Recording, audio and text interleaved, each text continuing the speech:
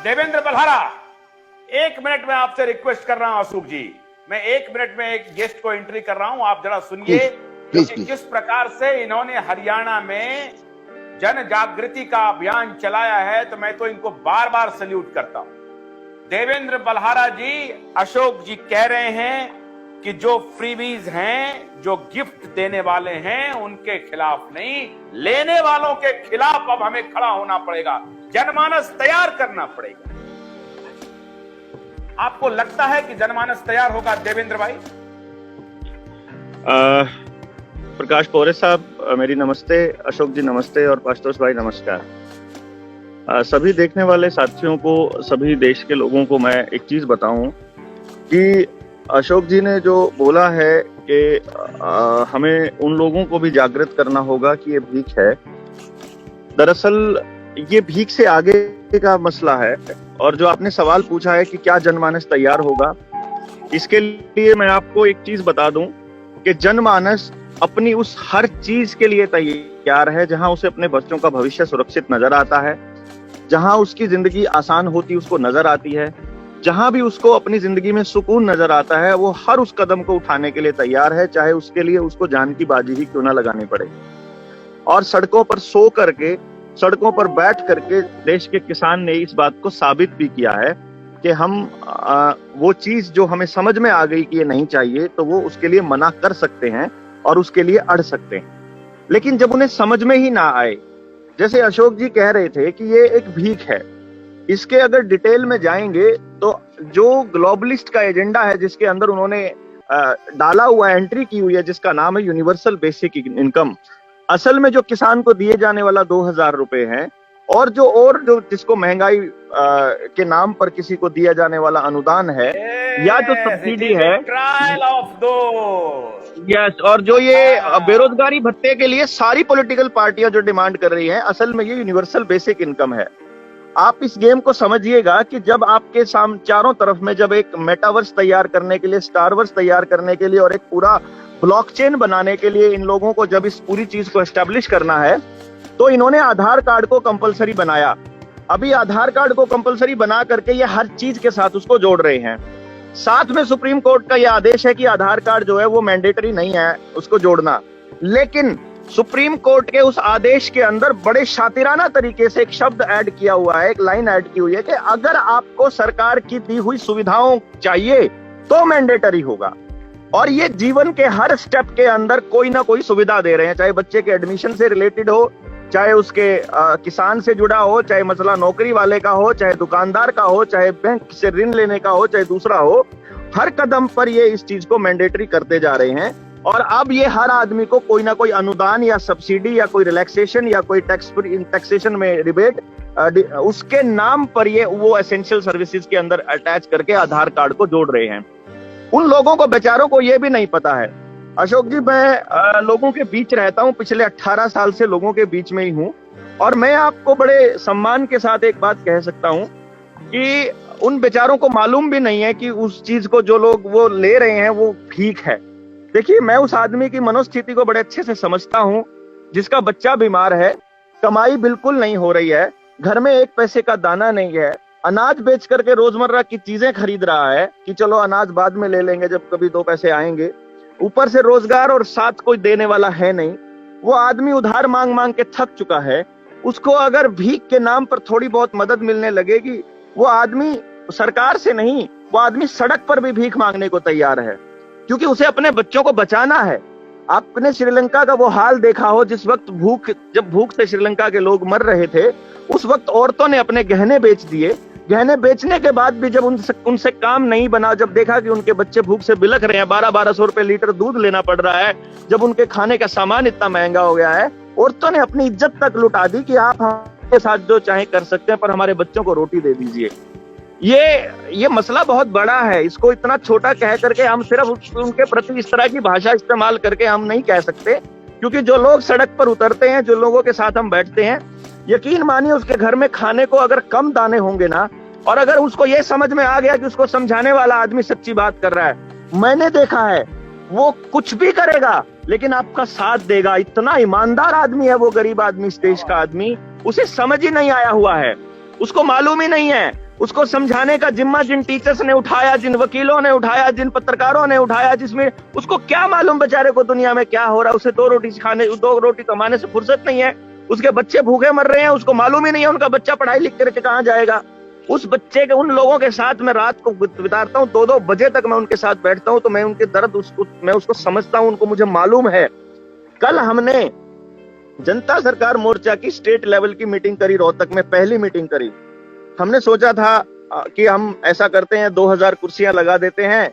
मेरे कुछ साथियों ने बोला कि भाई 2000 कुर्सियां, मालूम है आज के टाइम पे तानाशाह सरकार है, हमने एक पैसे की एडवर्टाइजमेंट नहीं करी, हमने एक बैनर नहीं लगाया, एक पोस्टर नहीं लगाया, किसी शहर में कोई मीडिया की कॉन्फ्रेंस नहीं करी, कोई प्रेस कॉन्फ्रेंस नहीं करी, कोई अखबार में नहीं दिया। सारे कमाए हुए लोगों को हमने इकट्ठा करने की कोशिश करी। मैं ये आपको बताऊं, मैं गदगद हो गया कि जो मेहनत हम लोग पिछले 9 महीने से दिन रात कर रहे थे जनता सरकार मोर्चा के साथी, और जो हमने पिछले 15 सालों में जो लोग कमाए, उस दौर में जिस वक्त, मतलब मैं उन आदमियों को देखता हूं, वो आदमी भी 2000 रुपए ले रहा है जो आदमी वहां आया हुआ था किसान, और मैं देखता हूं कि मैंने कहा ताऊ तुम कैसे आए, तुम तो गाड़ी करके आए हो, तुम्हारे पास गाड़ी तो नहीं थी। तो वो मुझे बोलता है बेटा जितने पैसे जमा पड़े थे ना, ये लोग 2 आदमियों को लेके आना था, मैंने समझाना था, ये कहने लगे हम नहीं करेंगे। तो मैंने कहा मेरे पास ये पड़े हैं, मैं सारे पैसे लगा दूंगा, पर तुमको वहां लेके जाऊंगा।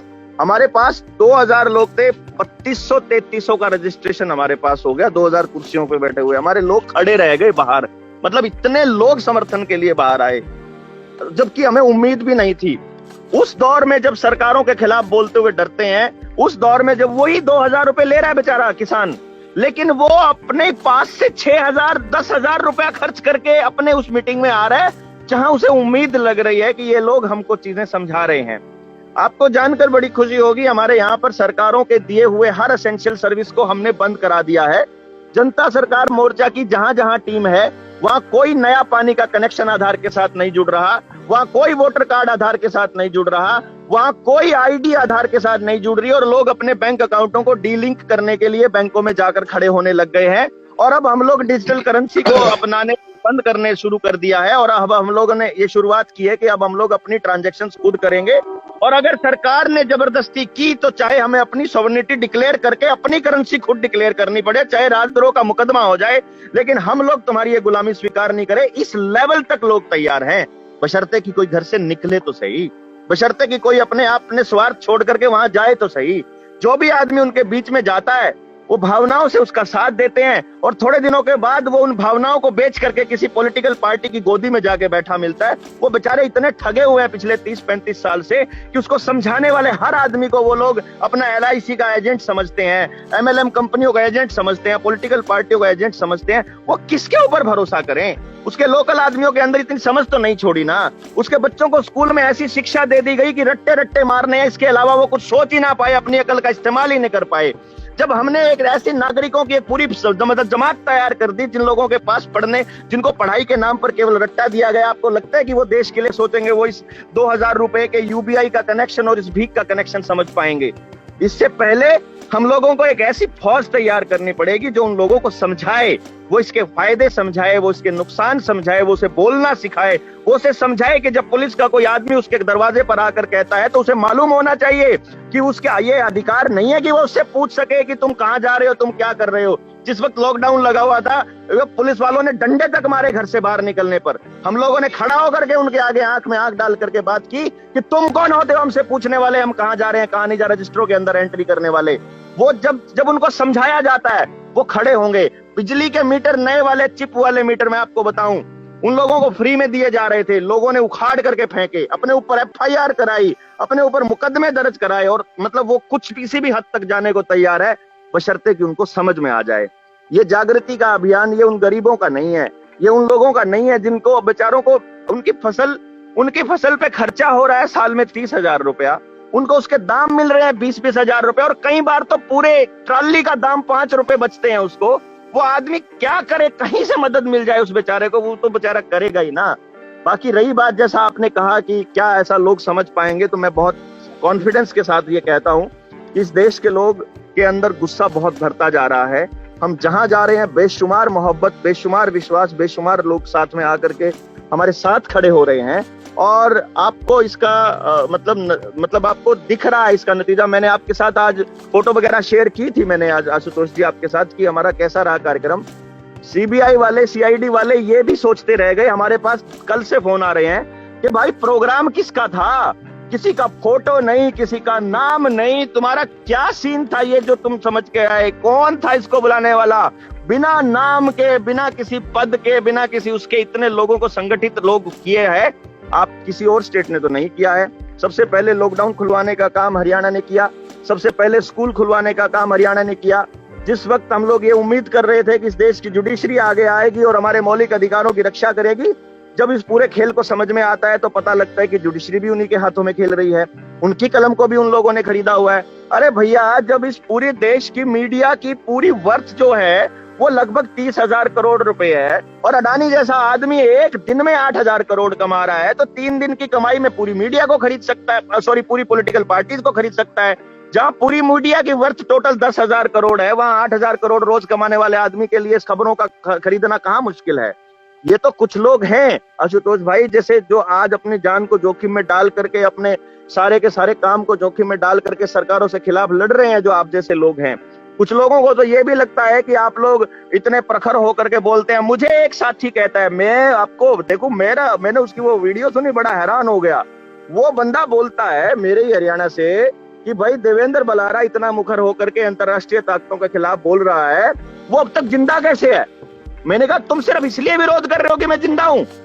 मतलब वो आशुतोष पाठक का विरोध केवल कोई आदमी इसलिए कर रहा है कि आशुतोष के पास इतना पैसा कहां से आया। अरे मैंने देखा है पैसा लोगों से आप मांग करके तो देखो, पैसे की कमी, आपको पैसे आपको सोने में तोल देंगे। नेताजी के ऊपर जब भरोसा हुआ था, लोगों ने, औरतों ने अपने गहने उतार करके, अपनी बालियां, अपने कान तो ऐसे जब उतर नहीं रही थी तो कानों से फाड़ करके वो उनके बराबर में सोने में तोल दिया था। बात मतलब मैं ये कहता हूं, ये आदमी, इस देश का नागरिक जो है, ये इतना इतना इतना महान है। मैं क्यों कह रहा हूं, क्योंकि ये जो अंतरराष्ट्रीय ताकतें हैं ना, हर बार यहाँ आकर के हारती हैं। और इस बार भी जो न्यू वर्ल्ड ऑर्डर का पूरा प्रोपेगेंडा है ना, ये भारत के ऊपर बहुत नजर है इनकी। सारी वनस्पतियों को काबू करने के लिए, सब कुछ काबू करने के लिए ये लोग चाह रहे हैं कि ये सारे संसाधन काबू हो जाएं। लेकिन आपको मैं यकीन दिलाता हूं, इस न्यू वर्ल्ड ऑर्डर की ऐसी धज्जियां उड़ाने के लिए तैयार है ना पूरा भारत, सिर्फ इंतजार कर रहा है एक इशारे का। और मैं पूरे यकीन के साथ कहता हूं कि हरियाणा से जो वो क्रांति शुरू होगी ना, पूरे भारत के अंदर आग की तरह फैलेगी और उस वक्त इनके पास छिपने के लिए जगह नहीं बचेगी। मैं इस बात की शर्तिया ऐलान करता हूं आज। और ये लोग, जिनको हम लोग ये कहते हैं ना कि ये लोग भूखे मरते हैं और ये भिखारी, नहीं, ये लोग बड़े दाता हैं। ये इतने दुखों में रहने के बावजूद भी आप इनके पास जाकर ये कहोगे ना कि भैया हमको मदद चाहिए, अपना कलेजा काट कर रखने वाले लोग हैं। इनको भिखारी कहकर इनका अपमान हमें नहीं करना चाहिए। हम लोगों को ये बताना चाहिए कि तुम्हारे साथ जो ये हो रहा है, ये छल हो रहा है। वो बेचारे इस छल को समझ नहीं पा रहे। बस हमें इन चीजों को लेकर के आगे आना होगा, लोगों को समझाना होगा। और जो समाज का जो प्रबुद्ध जो वर्ग है, उस प्रबुद्ध वर्ग की ये जिम्मेदारी बनती है कि वो इस जिम्मेदारी को अपने ऊपर ले।